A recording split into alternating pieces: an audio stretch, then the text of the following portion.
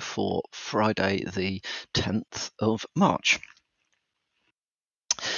Cisco has released information about vulnerabilities on some of their ASR routers, devices running iOS XR software, so 9000 series, 9902, 9902, and 9903 series enterprise routers.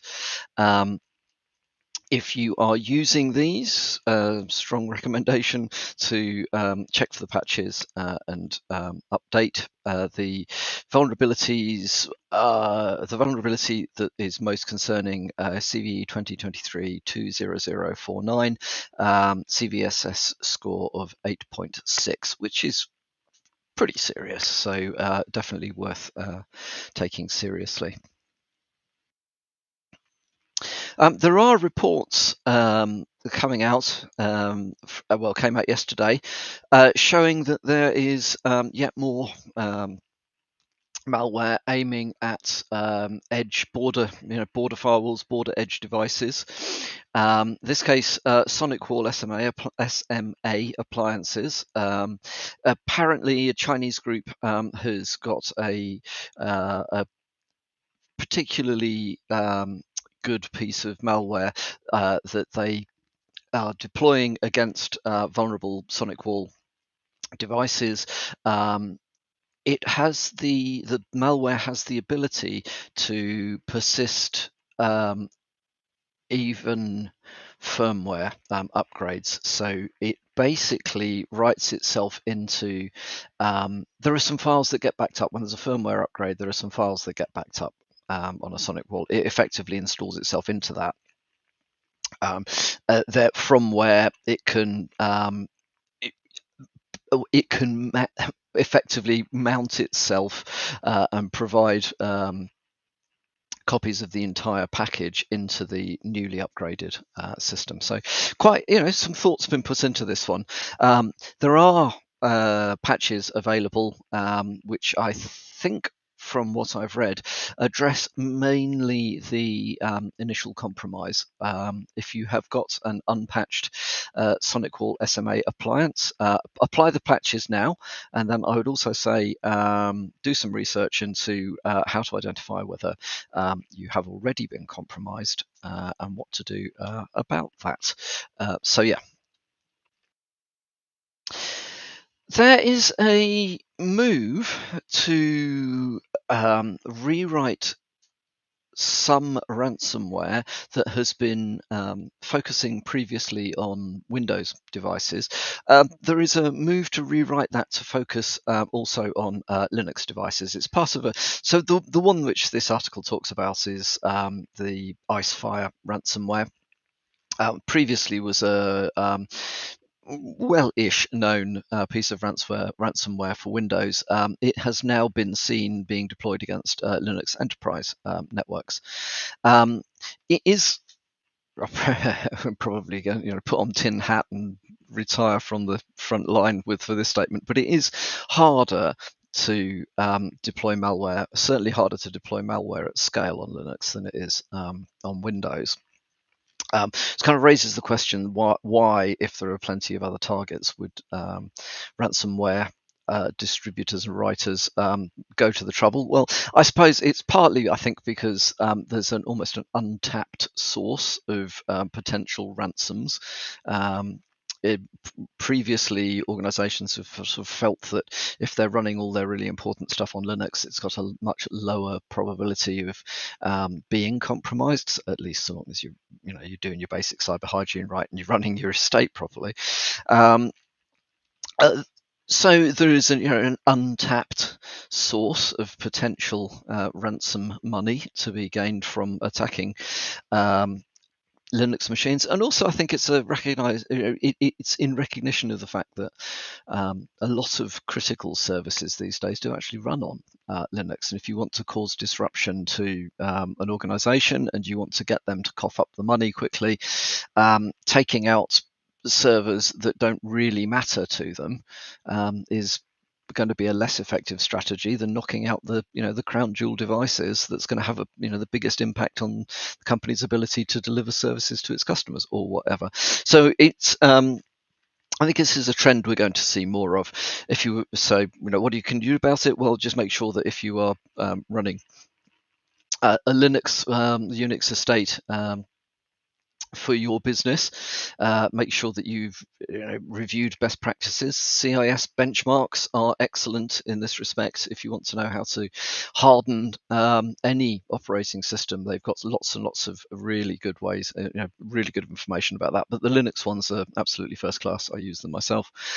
So have a look at those. Not all hardening is relevant to all organizations, and some hardening might break things that are business critical. The sort of level 1 hardening, I think, though, every organization should think very, very seriously if they're not up to that standard. For level 2 stuff, I think the argument would be implement it unless you understand that will definitely have an impact on your business, and just make the threat landscape smaller for the attackers. So a little bit of good news from GitHub. They are pushing through with their intention to make 2FA mandatory for developers.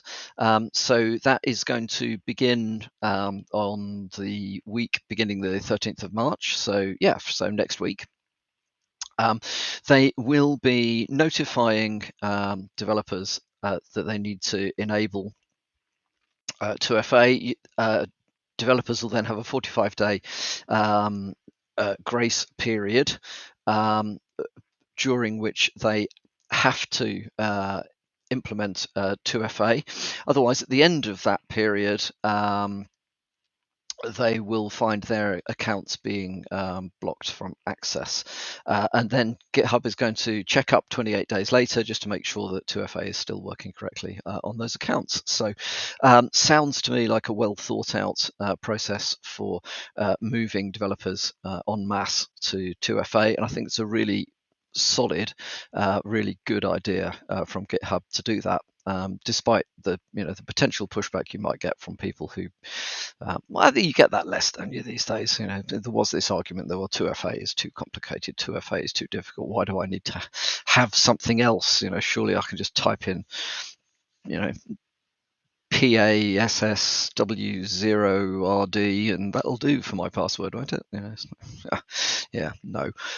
So good stuff from GitHub. Finally, from me.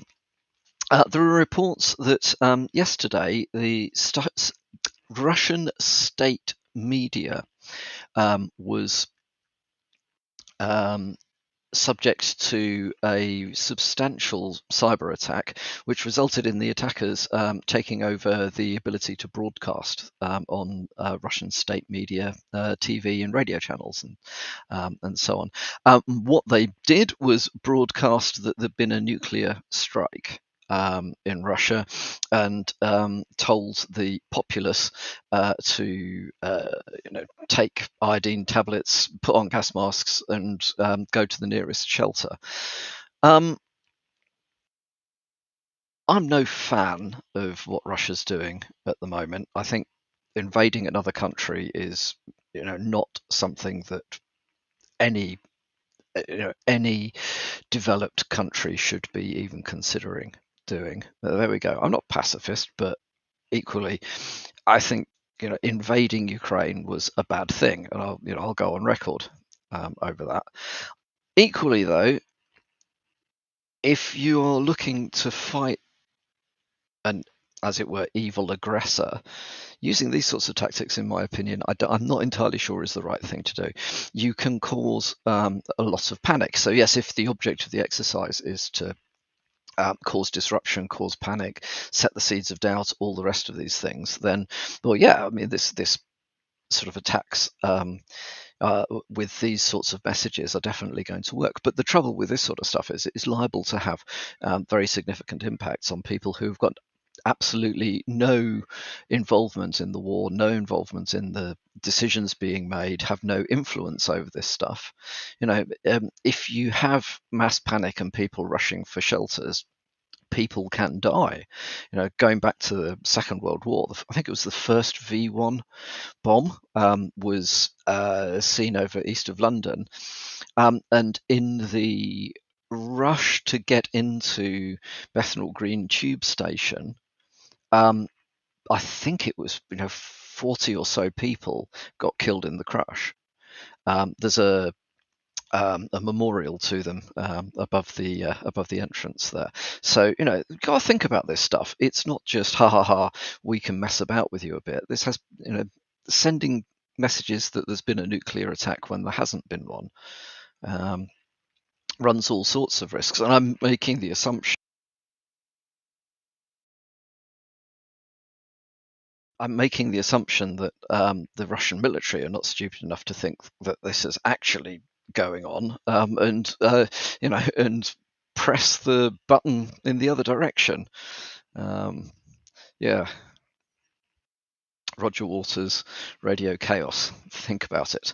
Right, so I am going to stop now. That's quite enough. I'm turning these things into a bit of a rant. I'm going to stick to more cyber stuff in the future, I think. So thank you all for listening or putting up with it. I hope you have a really good weekend. I shall be back on Monday morning, hopefully with some more interesting news. Bye-bye.